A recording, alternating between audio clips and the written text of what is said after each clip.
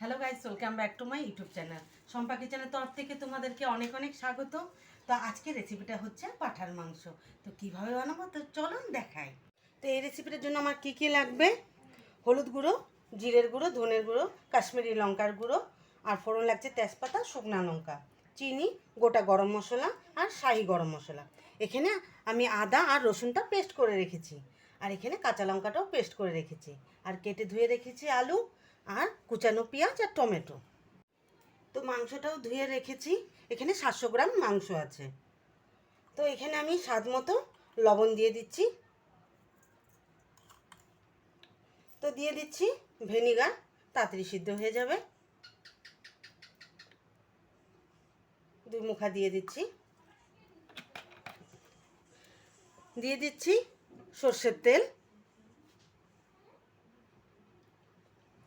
মেখেটেকেই বানাবো।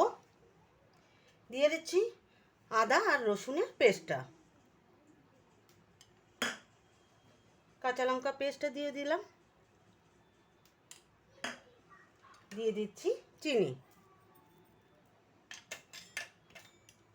দিয়ে দিচ্ছি হলুদ গুঁড়ো,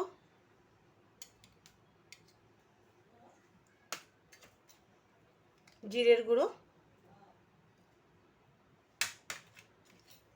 ধনের গুঁড়ো,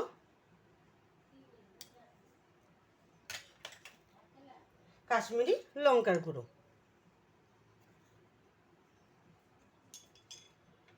আর দিয়ে দিব পেঁয়াজ।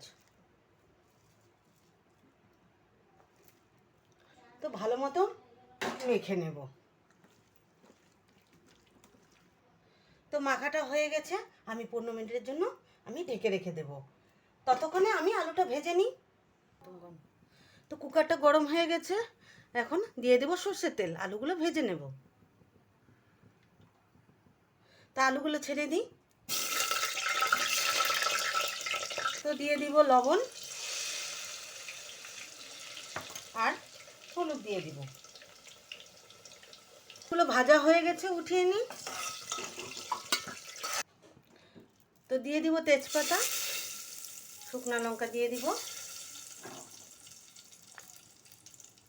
দিয়ে দিব পেঁয়াজ কুচি, আর দিয়ে দিব গরম মশলা, দিয়ে ভালোভাবে নেড়ে নেব।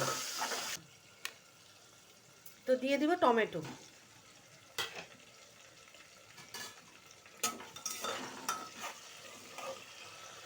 মাংসগুলো দিয়ে দিব।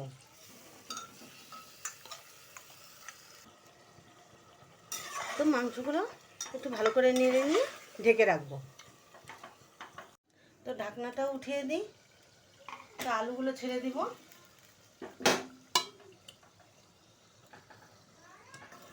নেড়ে নেব।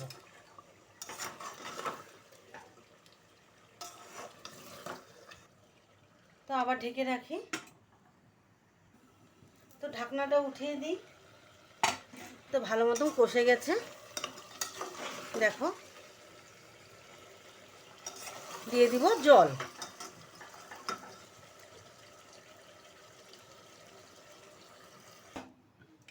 তো এখন 3টা সিটি দিয়ে আমি নামিয়ে নেব। তো ঢাকনাটা উঠিয়ে দিই।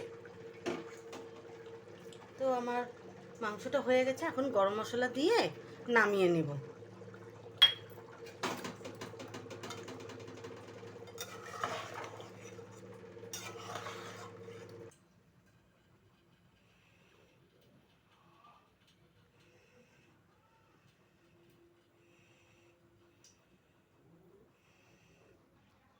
তো আমার এই রেসিপিটা কেমন লেগেছে অবশ্যই কমেন্টে জানাবে, আর লাইক, শেয়ার অ্যান্ড সাবস্ক্রাইব করতে একদম ভুলবে না।